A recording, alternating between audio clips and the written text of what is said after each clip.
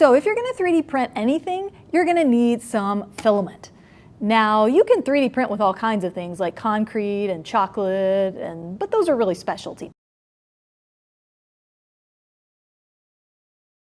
Most people, when they're talking about filament, they want to know what kind of plastic do I need to stick inside of my desktop 3D printer in order to create stuff. So if you start looking for filament, you'll find shiny filaments and glow-in-the-dark filaments and wood-infused filaments, all kinds of different things. But that really is just telling me what the filament looks like. It doesn't really tell me what it is.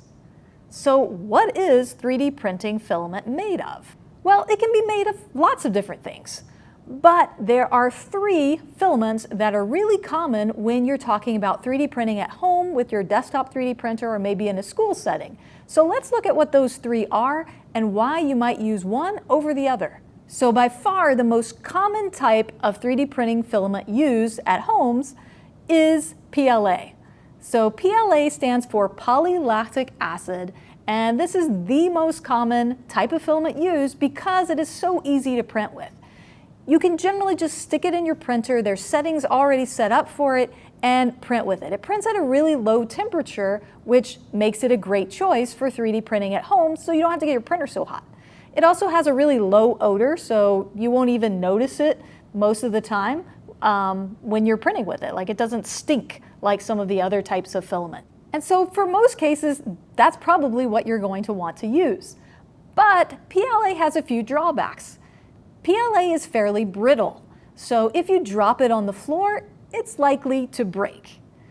It also has that low melting temperature, which makes it great for 3D printing with, but it's not so great if you leave it in your car on a hot day. So if you have something that's 3D printed and you leave it in your car on a really hot summer day, if it happened to have pieces that needed to slide together, they're not going to slide together so well anymore. And you know, it's not really going to melt into a pool of melted plastic, but pieces that should have fit together won't fit together quite so well anymore. So what then do I use if I need something that is more durable than PLA? Well, the most common type of filament to use next, if you need something that's a little more durable, that can stand up to the elements outside a little better, would be PETG. Now, PETG looks a whole lot like PLA, so you probably can't tell which one's PETG and which one's PLA if I just put them side by side. By the way, this one's PLA, this one's PETG. It seems to be a little bit shinier. But you can't just tell it by looking at them. So what is the difference? So PETG is going to need a higher temperature to print. So PLA usually prints with about 190 to 220 degrees Celsius. PETG is going to need more like 230, 240 degrees Celsius in order to print well. So it has that higher temperature. That makes it a little more difficult to print with. You'll probably have to play with the settings on your printer a little bit in order to print well with the PETG. So when then might you use PETG? PETG is really good for uses where you're going to need something outdoors. So PETG is more durable than PLA, especially when exposed to the hot sun. So if you're going to leave something outdoors, PETG is a better choice. It's also a little more durable because it's slightly more flexible feel. It's not like bendy, but it's not as brittle as PLA is. And so that can make it a little more durable.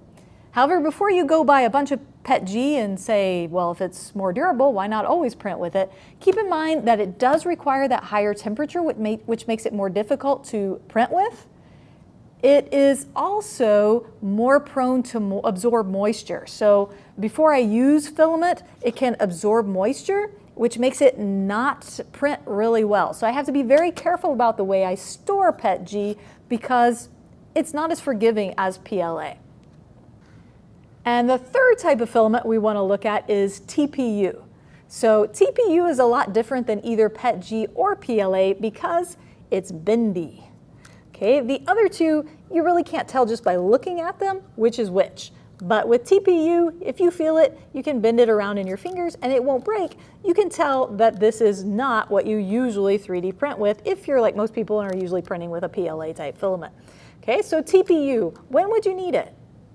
Well, TPU is a great choice when you need something that is impact resistance. For example, a phone case. If you had a PLA phone case on your phone and you dropped it, the case would probably crack. Now, if you put TPU on there, it's much less likely to damage the case and much less likely to damage the phone. So TPU can be good for something like that. It's also good for any time you need a little softer feel.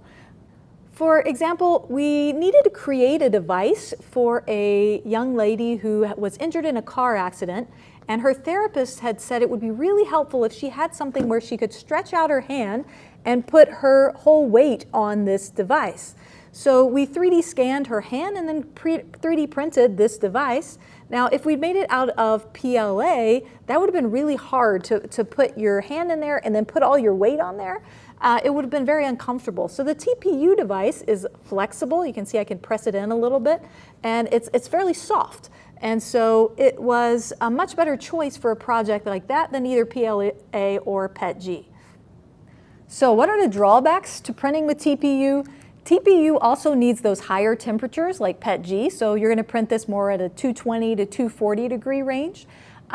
It is also very sensitive to moisture. So if you've got some TPU filament, you're either going to use it up fairly quickly after opening it, or be very careful about the way you store it to make sure it does not absorb moisture, because once filament has absorbed moisture, it can become very difficult to print with. So now you know those 3 different types of filament. You might be wondering, well, what type should I buy? Like I said, by far the most common type of filament is PLA because it's the easiest to print with. So unless you have a real need for using one of the other types, I would suggest sticking with PLA.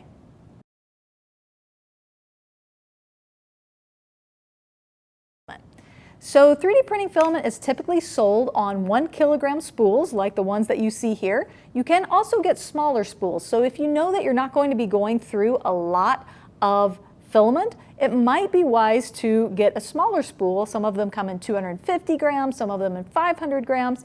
That way it's not sitting around forever. Why is that important? Because filament absorbs moisture. And if you have an open container of filament, an open spool of filament, and it's sitting around for long periods of time, it will absorb the moisture from the environment and become more difficult to use. So you can help mitigate that a little by making sure that it's always stored properly. So your filament's going to come inside of a plastic bag. Be sure and put it back inside that bag, squeeze all the air out, include the little packet they give you to absorb the moisture so that it doesn't absorb as much moisture. That can help, but it's really a good idea not to keep a whole lot of filament around for a long, long time. So how long will it last? That's difficult to say because it's going to depend on the humidity level in your house as well as what it is you're printing and how precise you need that to be. But just know the longer your filament is out, the less reliable it will be. So where then do you find filament? Now, at least where I live, I'm not aware of any stores that carry filament, so I always buy mine online. So there's several different options. You can go to the manufacturer's website. So I use a lot of Polymaker filament, and so I can go to polymaker.com, and then notice the most common type, PLA, is listed first, and then there are also more filaments.